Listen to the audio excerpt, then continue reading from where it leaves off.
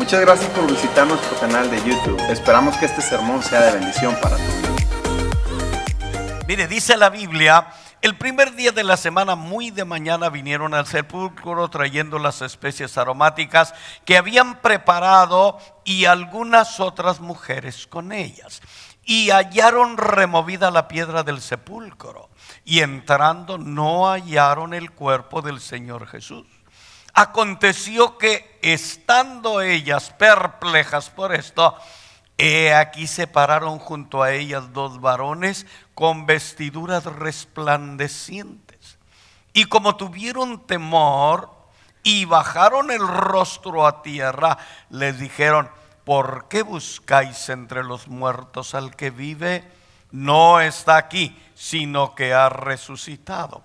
Acordaos de lo que os habló cuando aún estaba en Galilea, y diciendo: es necesario que el Hijo del Hombre sea entregado en manos de hombres pecadores, y que sea crucificado y resucite al tercer día. Entonces ellos se acordaron de sus palabras, y volviendo del sepulcro dieron nuevas de todas estas cosas a los 11 y a todos los demás. Eran María Magdalena y Juana y María la madre de Jacobo y las demás con ellas, que quienes dijeron estas cosas a los apóstoles. Mas a ellos les parecía locura las palabras de ellas, si no las creían. Pero levantándose Pedro, corrió al sepulcro, y cuando miró dentro y vio los lienzos solos, y se fue a casa maravillándose de lo que había sucedido. Incline su rostro y oramos. Padre celestial, te bendecimos en este incomparable domingo de resurrección, en este clima de primavera tan lindo que tú nos has dado este fin de semana, en esta convivencia tan bella, tan tonificante, tan energizante. Gracias, Señor. Queremos pedirte por tu palabra divina, que alguna cosa de las que hoy decimos pueda simbrar el corazón de quien está inquieto, queriendo rendirse plenamente a ti. Que su vida sea bendecida, la de este pueblo grandemente bendecida. Y tengas misericordia, Señor, de mi hermana Nilda, y le des una recuperación total de esta operación que esta semana ha sufrido y ha llevado. También la hermana de mi hermano Ubaldo, Nancy, y también su amigo Ulises, que han estado lidiando con unos cánceres muy serios. Que se abran los cielos, Señor, y sobre ellos derrames tu luz y tu gracia y tu poder sanador. Padre bueno, en el nombre de Jesús, misericordia y bendición para todos. Amén. Amén. Gloria a Dios. ¿Podemos darle un aplauso al Señor Jesucristo, hermano? Amén. Que Él sea bendecido. Que sea un aplauso mejor, ¿verdad?, que el que dan en los estadios cuando mete el jonrón al tuve, o cuando el Messi mete un jonrón, o cuando el Cruz Azul gana. Bueno, cuando el América pierde, no es cierto. Muy bien. Estamos hablando, hermanos, de amor, de poder sin medida. La resurrección nos muestra extraordinariamente el poder de Jesús sin medida. El largo viaje, amados hermanos, del Getsemaní al Gólgota duró 24 horas y terminó cuando Jesús entregó el Espíritu. Con la llegada de la noche llegaba el sábado, y por eso el centurión tenía que acelerar la muerte de quienes seguían vivos por la crucifixión. Según la ley judía, nadie podía continuar colgado el día sábado. Pilato tenía así una razón más para honrar las costumbres judías. el método más común. El método más común para que la crucifixión tuviese un final repentino y dramático era que a los que estaban colgados les quebraran las piernas. Esto no solo hacía más difícil la respiración, especialmente después de muchas horas de trauma, de fatiga física y de castigos interminables, sino también la violencia de ese procedimiento de quebrar a la víctima sus piernas hacía que todo su cuerpo pendiera de aquella cruz con dolores inenarrables. Después de los demoledores golpes a las piernas de los otros dos que crucificaron con Jesús, los soldados vieron que Jesús ya había muerto. Así es que no hay necesidad de quebrar las piernas de Jesús. Pero para estar completa y absolutamente seguros, uno de los soldados hundió en su costado la lanza y vio que salió una mezcla de sangre y un líquido acuoso. El evangelista Juan en el capítulo 19, verso 34, dice: y salió al instante agua y sangre. Una muestra inequívoca de que el penitente había muerto. A eso del mediodía, el día que Jesús fue crucificado, una siniestra oscuridad no dejó ver el sol por espacio de 3 horas. Cubrió Jerusalén desde las 12 del mediodía hasta las 3 de la tarde. Sus discípulos se habían dispersado durante los juicios y todos, a excepción de uno, Juan, se fueron dejando a Jesús morir solo. El que vendió al Mesías por el precio de un esclavo cualquiera se ahorcó, lo cual no sería descubierto sino hasta días después. Quien negó tener alguna relación con él, Pedro, estaba llorando incontrolablemente en algún escondite, lejos de las miradas condenatorias de la gente. Los demás, menos Juan, los demás discípulos, menos Juan, el discípulo amado, ellos se mantenían cobardemente ocultos. La frase de Mateo 26:56 habla elocuentemente de lo que gravitaba en el corazón de los discípulos. Dice Mateo: entonces todos los discípulos le abandonaron y huyeron. Juan, el discípulo del amor, se mantuvo cerca de la cruz mientras Jesús libraba su batalla solitaria contra el mal. Aunque no entendía todo el significado, estaba pegado a su maestro. Los demonios, la oscuridad y la muerte, los tres trabajaron en contubernio y con gran empeño a través de todo el ministerio del Señor Jesucristo para engendrar este largo y angustioso viernes de crucifixión. Envenenaron el corazón de Judas, se confabularon con los guardianes de la religión para asesinar al hombre que sus propios profetas habían llamado el Santo de Israel. Ellos, los demonios, la oscuridad y la muerte, vendaron los ojos de la enardecida multitud para que desatara su rabia contra el único que podía darles salvación y libertad. Y mientras el sol desaparecía debajo del horizonte, aquel Viernes Santo, el grupo mortuorio se vio presionado por dos mandamientos.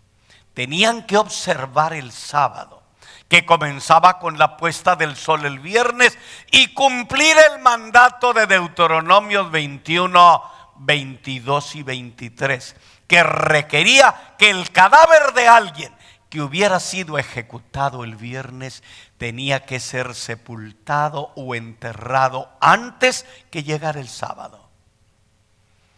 Y mientras los seguidores de Jesús hacían lo más que podían para terminar la tarea antes de la puesta del sol y así honrar su Shabbat, su sábado, los saduceos y los fariseos y los religiosos se fueron al palacio de gobierno de Poncio Pilato y le hicieron una petición.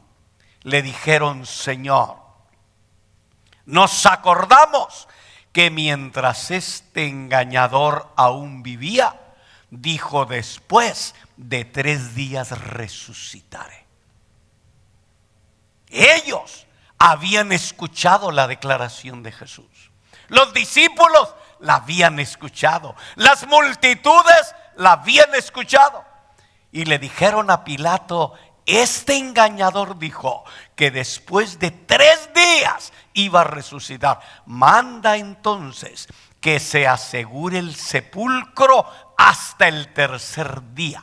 No sea que sus discípulos vengan y roben el cadáver y luego le digan al pueblo que ha resucitado de los muertos.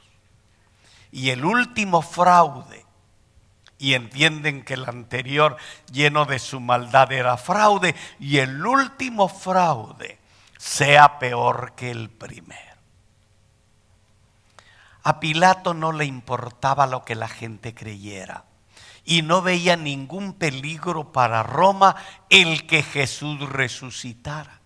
Así es que le dio a los religiosos el sello imperial, el sello oficial, y les dijo que pusieran sus propios guardias, que posiblemente se trataba de soldados romanos, de legionarios romanos, pero que eran pagados por la tesorería del templo.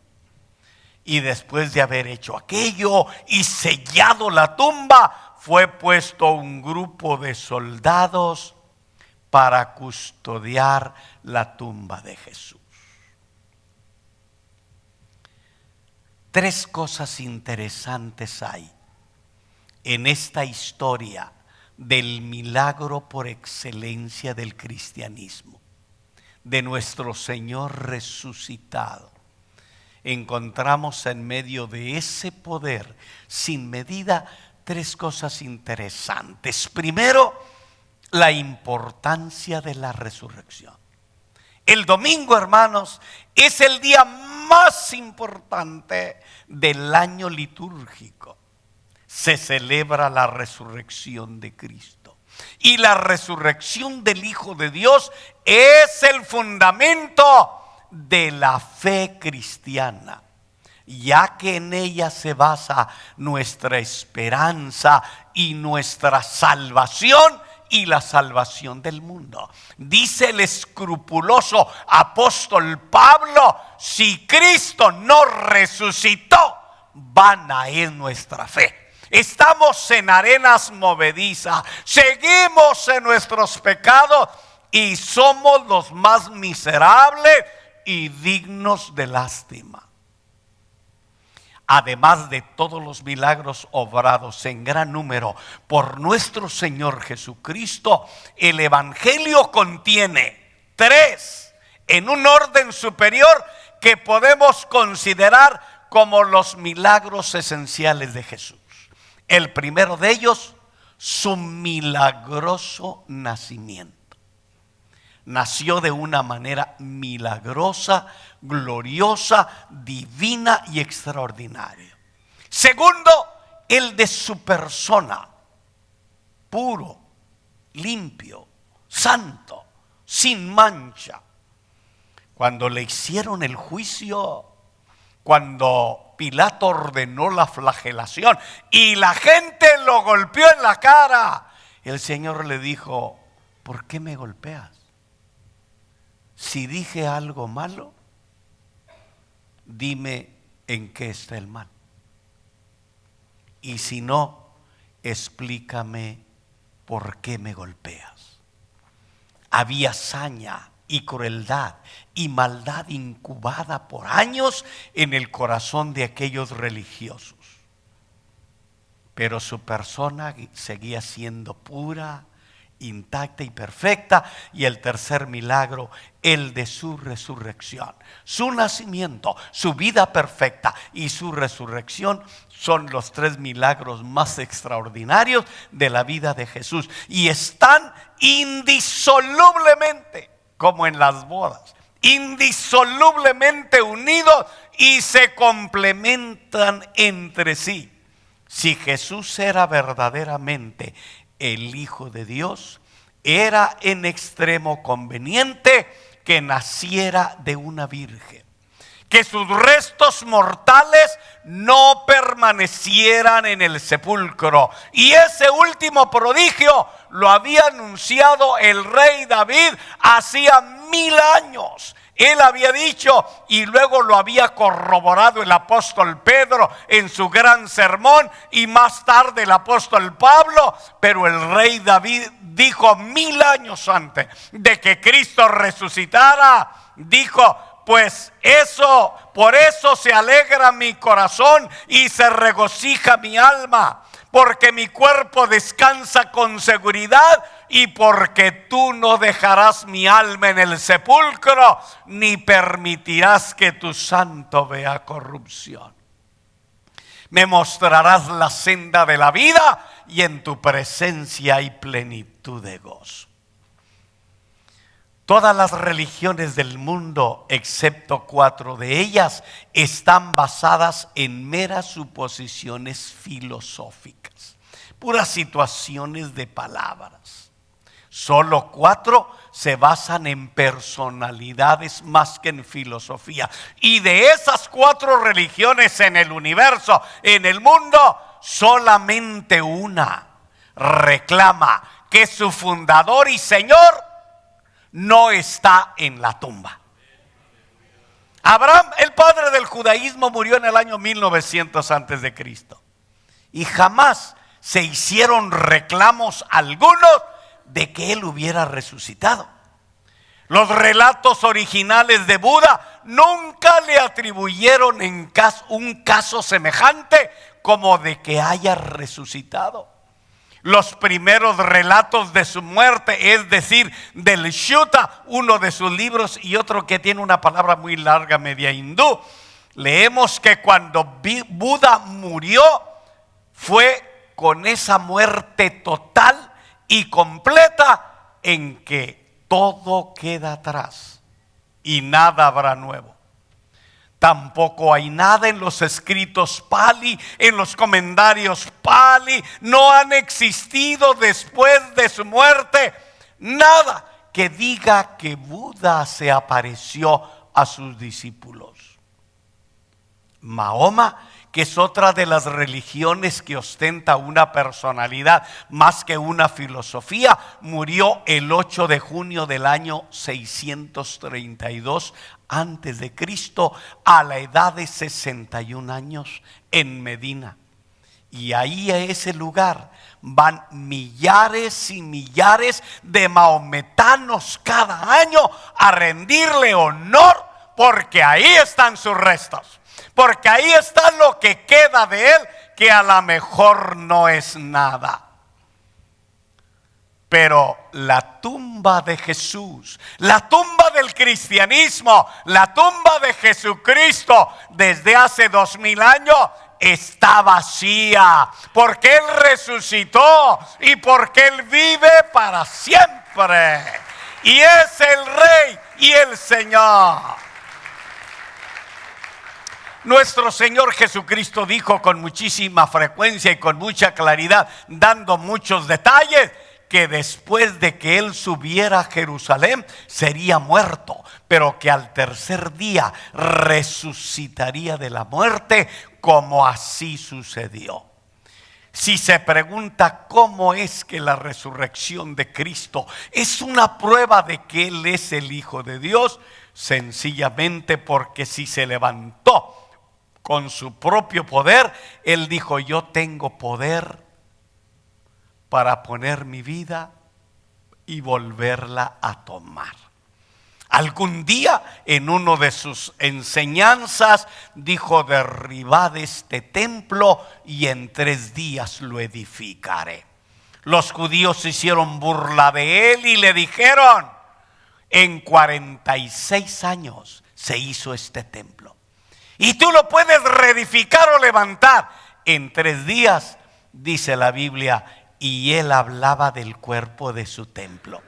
Y cuando Jesús resucitó, dice la Escritura, los discípulos se acordaron de aquello. Cristo había declarado que Él era el Hijo de Dios y su resurrección es el sello de que aquella declaración es la verdad, y la verdad absoluta, y la verdad plena, y la verdad total. Él es la resurrección y la vida, y está vivo, y la Biblia dice está a la diestra del Padre. La segunda cosa que le digo, las declaraciones de Jesús. El Señor Jesucristo hizo infinidad de declaraciones y no las vamos a ver, por lo menos una buena parte de todas las que hay en los evangelios, pero el Señor Jesucristo habló de su resurrección. Mateo 12, 38 al 40 dice: y entonces respondieron algunos de los escribas y fariseos diciendo: maestro, deseamos ver en ti señal. Él le respondió y les dijo: esta generación mala y adúltera demanda señal, pero señal no le será dada, sino la señal del profeta Jonás, que como Jonás estuvo en el vientre del gran pez 3 días y 3 noches, el Hijo del Hombre estará ahí y luego resucitará. Lo dijo el Señor. Mateo 16, 21. Desde entonces comenzó Jesús a declarar a sus discípulos que era necesario ir a Jerusalén, padecer mucho de los ancianos y de los principales sacerdotes y escribas, ser muerto y resucitar al 3er día. Mateo 17, 9, 22 y 23 dijo: cuando descendieron del monte, Jesús les habló diciendo: no digáis a nadie esta visión hasta que el Hijo del Hombre resucite de los muertos. Estando ellos en Galilea, Jesús les dijo: el Hijo del Hombre será entregado en manos de hombres y le matarán, mas al 3er día resucitará. Y ellos se entristecieron en gran manera. Mateo 20, 18 y 19. He aquí subimos a Jerusalén, les dijo el Señor, y el Hijo del Hombre será entregado a los principales sacerdotes y a los escribas, y le condenará a la muerte, y le entregarán a los gentiles para que le escarnezcan y le azoten y le crucifiquen. Pero al 3er día resucitará. Mateo 26, 32. Dice: pero después que haya resucitado, les dijo el Señor, iré delante de vosotros a Galilea. Y así, dice Mateo 27, 63. Señor, nos acordamos cuando les dijeron ellos la cita que hemos leído hace poco, que aquel engañador dijo viviendo aún: después de 3 días resucitaré.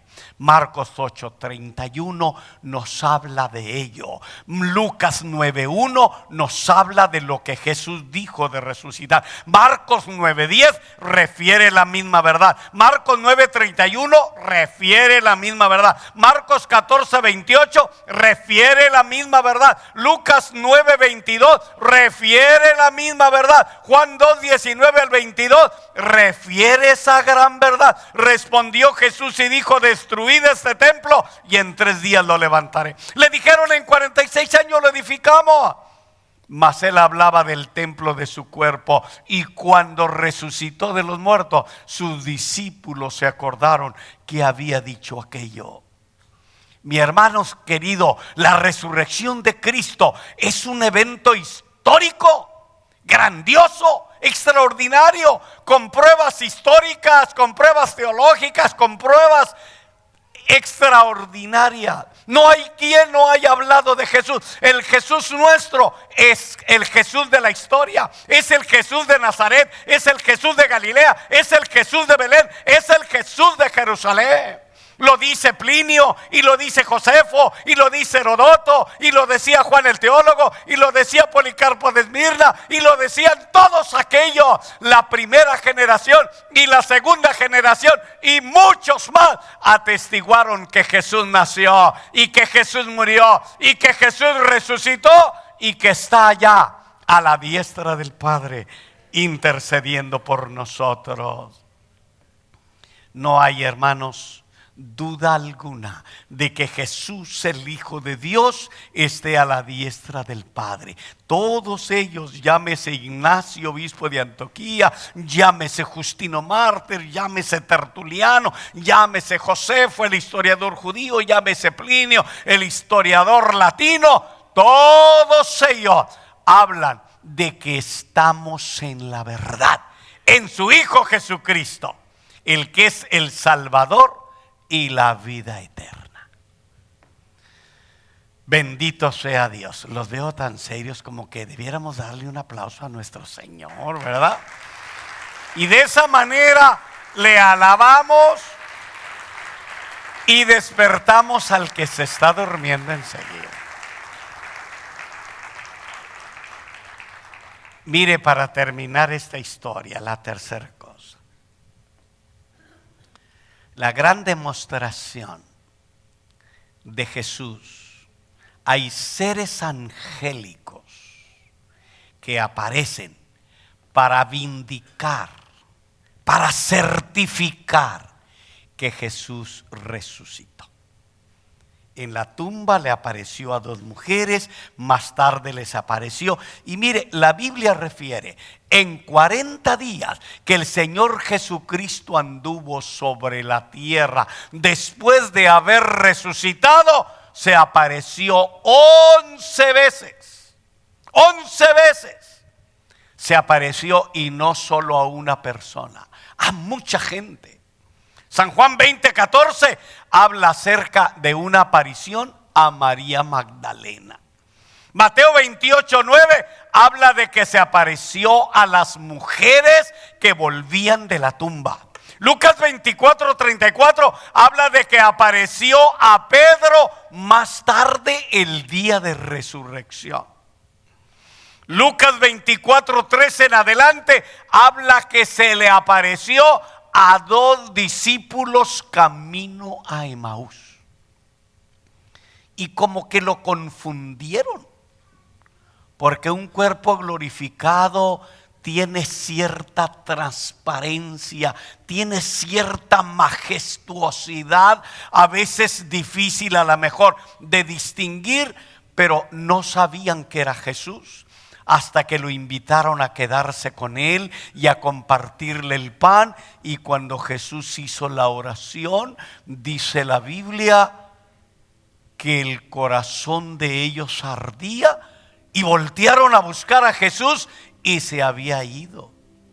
Les explicó y dijo: tardos son para entender todas las escrituras que los profetas y los santos hablaron de que habría de resucitar. Dijo: Él es el Hijo de Dios, con razón ardía nuestro corazón. Lucas 24:36 habla que se les apareció a todos los discípulos en el aposento alto, estando cerradas las puertas.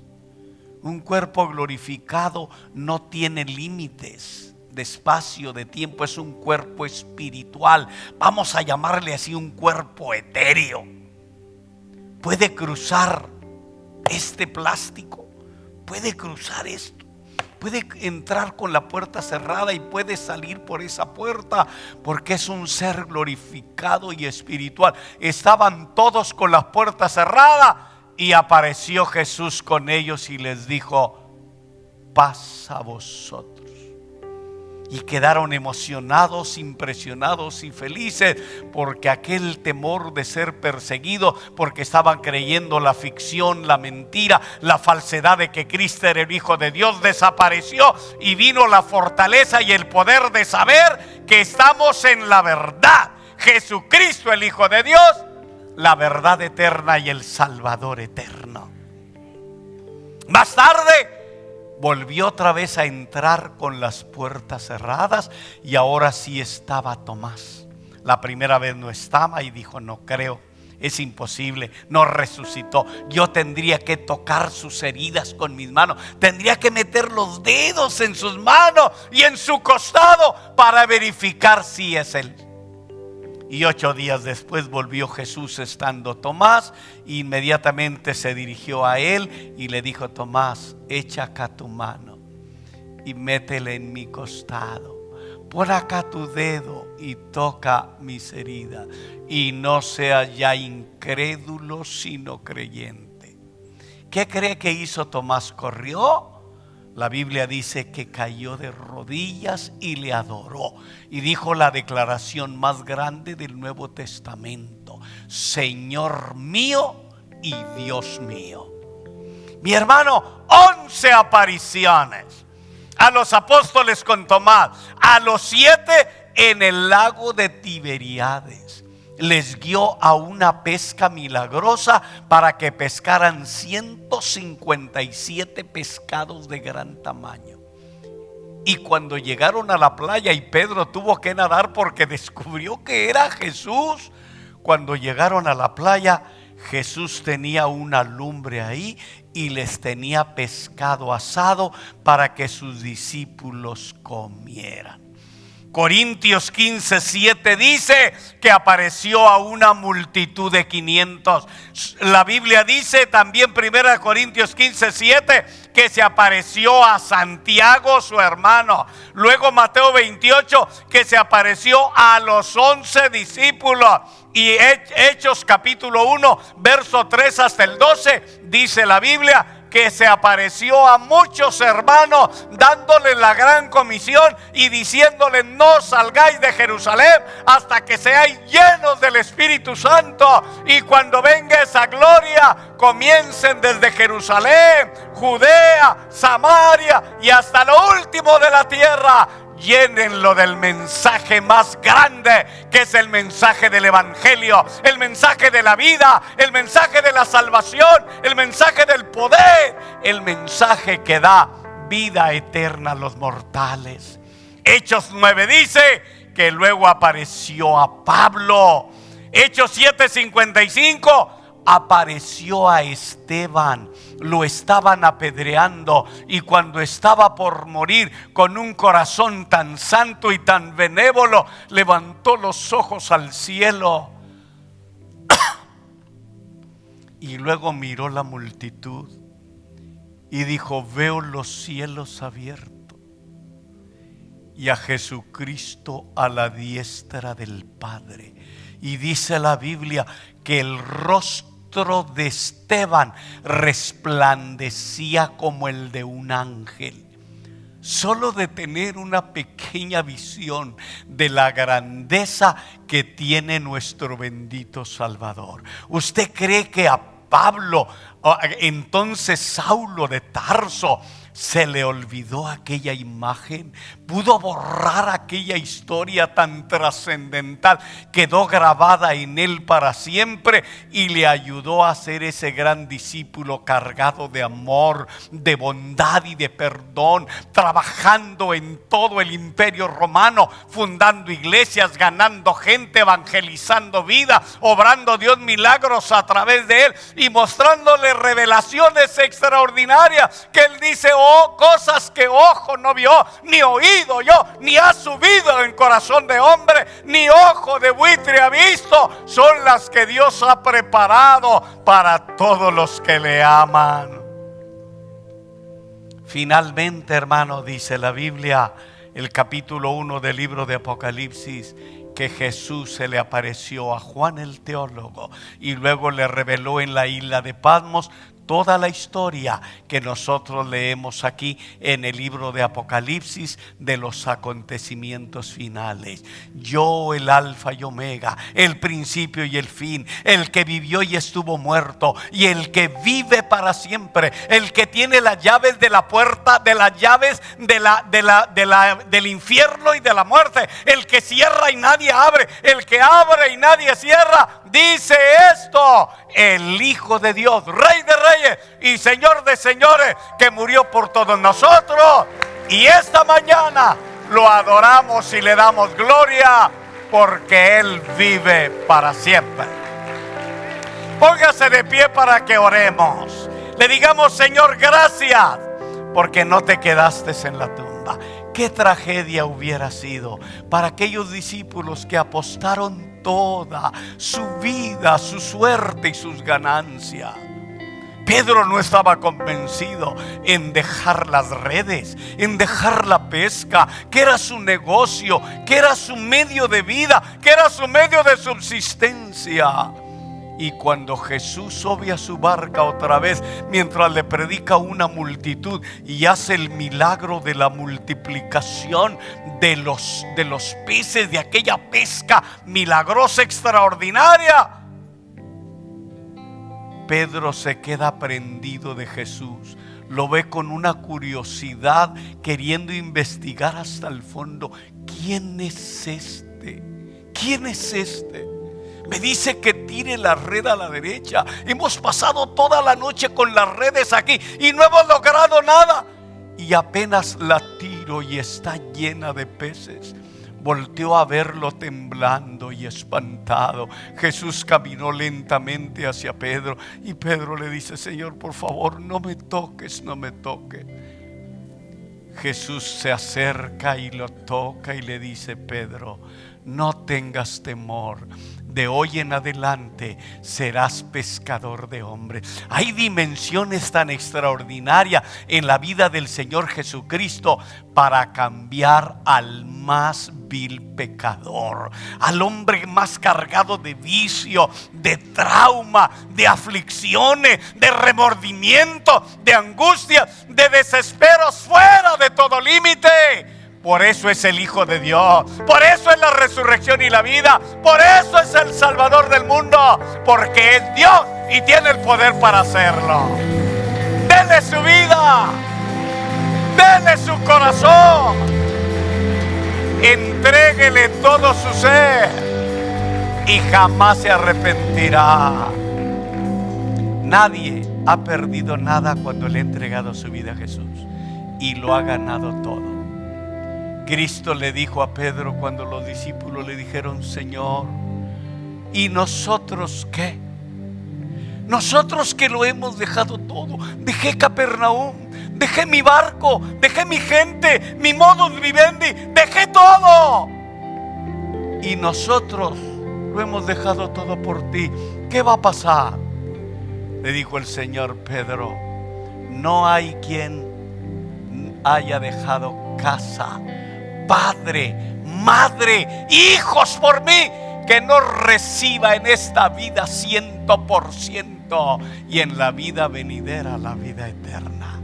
Cuando usted hace asociación con Jesús, hace el mejor negocio de la vida. Tenemos paz, salvación perenne que nadie nos va a quitar y vida eterna. ¿Por qué no hacemos oración? Si usted no le ha dado su vida a Jesús, esta es la mañana más maravillosa. Dele su corazón a Jesús, cierre sus ojos, dele su corazón a Jesús. Dígale: Señor, te entrego mi vida con todo y mis mañas, o mis remordimientos, o mis ataduras, o mis presiones, o mis traumas, o mis decepciones, o mis dolores, o mis enfermedades, o mis relaciones rotas, o mis frustraciones de la vida. Yo te doy todo, Señor. Toma mi vida, Señor. Tómala para ti y dame tu bendición. Y ayúdame a amarte y a servirte. Cierre sus ojos. ¿Por qué no levanta su mano derecha en alto? Hágalo en este domingo de resurrección y hágale una oración a Cristo, que llene sus ojos de alegría allá en la eternidad, que llene su boca de una sonrisa, porque usted y yo le decimos: toma mi vida, Señor. Esta mañana, Señor, este domingo de resurrección, aquí en tu santuario, en este lugar de esperanza y de bendición, te doy mi vida, Señor. Solo tú puedes sanar todo lo malo que hay en mí. Solo tú puedes quitar todo pecado que hay en mí. Solo tú puedes darme salvación y también vida eterna, Señor. Esperamos que este sermón haya sido de bendición para tu vida. Asegúrate de suscribirte a nuestro canal de YouTube y seguir nuestras redes sociales en Instagram y Facebook. Además, si este ministerio ha bendecido tu vida y te gustaría que bendijera a muchos más, te invitamos a que hagas una donación en línea. Puedes visitar nuestra página en www.catedraldelafamilia.com en la opción de donar.